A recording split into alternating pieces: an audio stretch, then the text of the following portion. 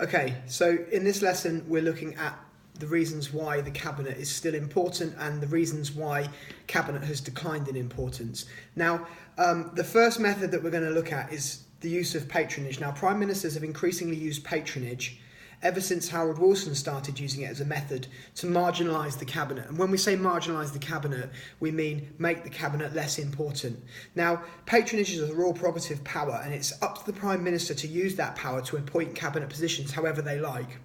Now, prime ministers who are very, very strong within the party are able to employ a method of patronage like Tony Blair or Margaret Thatcher, where they only appoint people that are actually going to agree with them on cabinet. And so if you appoint a cabinet that is a really close-knit group of people who all agree with the prime minister, then the prime minister can dominate the policy process.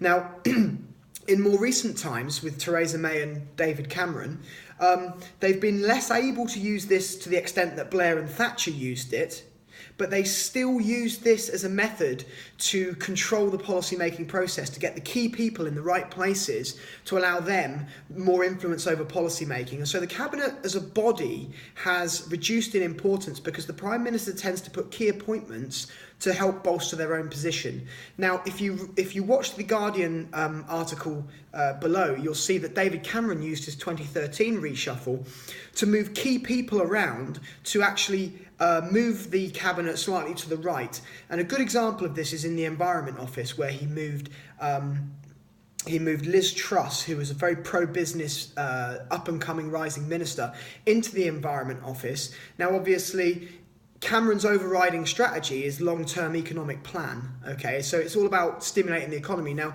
environmental regulation tends to put a damper on business, and so by having a pro-business person in the Environment Office, you actually allow Cameron to sort of spearhead his own policy agenda. In the same way, the removal of Justine Greening from Transport removed opposition to the third Heathrow runway. And in addition to this, David Cameron had George Osborne, his closest ally, as the Chancellor. And so you can see Cameron does use patronage to bolster his position.